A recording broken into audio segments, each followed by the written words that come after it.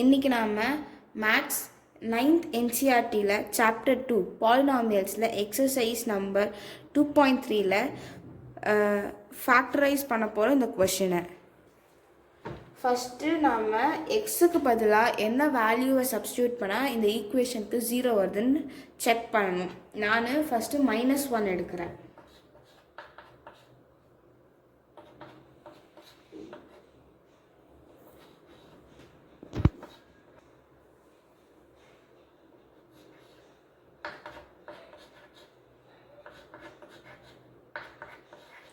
நம்ம -1 எடுக்கும் போது இந்த ஈக்குவேஷனுக்கு நமக்கு 0 கூட ஈக்குவேட் ஆகுது. அப்படின்னா x is equal to -1. இதை தான் நம்மளோட ஃபேக்டராக நம்ம இப்போ எடுக்க போகிறோம். இந்த எக்ஸை இந்த சைட் நம்ம டிரான்ஸ்போஸ் பண்ணோம்னா x + 1 அப்படின்னு வரும். இந்த x + 1 இந்த வேல்யூ கூட இந்த ஹோல் எக்ஸ்பிரஷனை நம்ம டிவைட் பண்ண போகிறோம். இப்போ நம்ம டிவைட் பண்ணலாம்.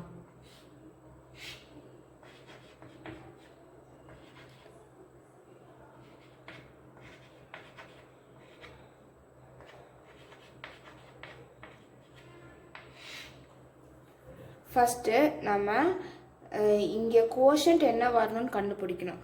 ஃபர்ஸ்ட் டேர்முக்கு வந்து x3.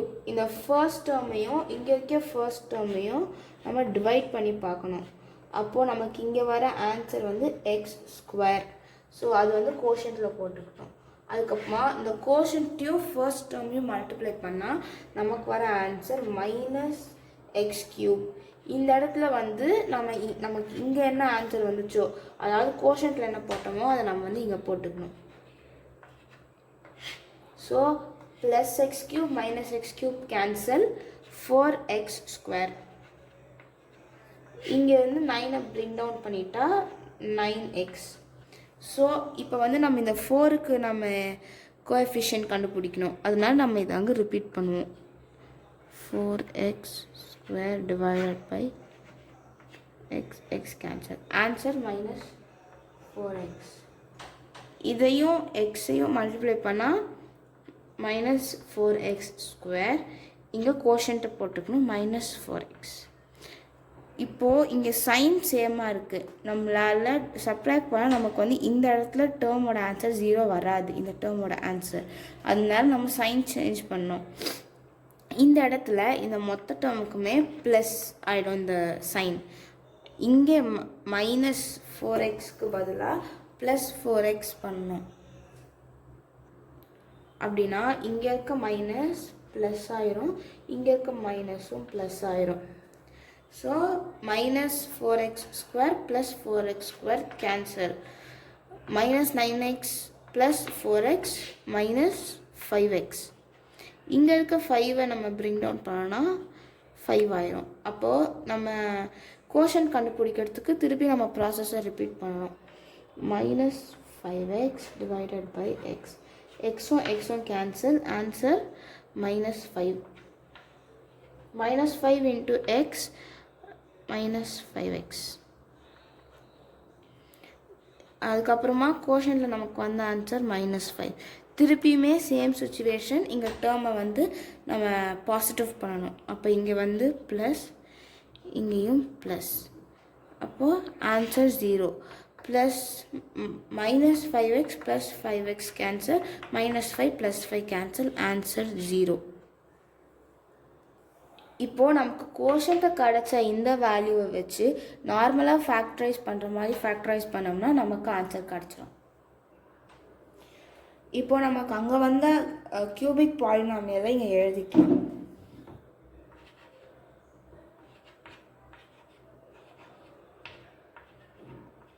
இதுக்கு வந்து நம்ம ஃபேக்டர்ஸ் கண்டுபிடிக்க எப்போவுமே ஒரு மெத்தட் பண்ணுற மாதிரி இங்கேயும் பண்ணிக்கலாம். ஏன்னா இதோட கோஎஃபிஷியன்ட் இங்கே வந்து 1. அதனால இந்த 1ஐ 5 கூட -5 கூட மல்டிப்ளை பண்ணால் -5. அதுக்கப்புறமா மிடில் டேர்மை அப்படியே எழுதிக்கணும், -4. இதில் வந்து கோஎஃபிஷியன்ட் மட்டும்தான் எழுதணும், வேரியபிள்ஸ் எழுதக்கூடாது. இப்போ இங்கே என்ன ரூல்னால், இங்கே 2 நம்பர் நம்ம எழுதணும். இந்த 2 நம்பரை மல்டிப்ளை பண்ணால் -5x வரணும், ஆட் பண்ணால் -4 வரணும். அப்போது என்ன நம்பர் எடுக்கலாம்? 5 and 1. 5 and 1 சைன்ஸ் இருக்கிறதுனால பெரிய நம்பர் சைன் போட்டால் தான் நமக்கு வந்து -4 வரும். அதனால் நம்ம 5 கிட்ட மைனஸ் போட்டுக்கலாம். Minus into plus minus. இப்போது மிடில் டேர்மை நம்ம ஸ்ப்ளிட் பண்ணி இங்கே எழுதணும். அதை நம்ம எழுதிக்கலாம். இங்கே வந்து மிடில் டேர்ம் மட்டும்தான் ஸ்ப்ளிட் பண்ணணும். First term and last term அப்படியே தான் இருக்கணும். எக்ஸ்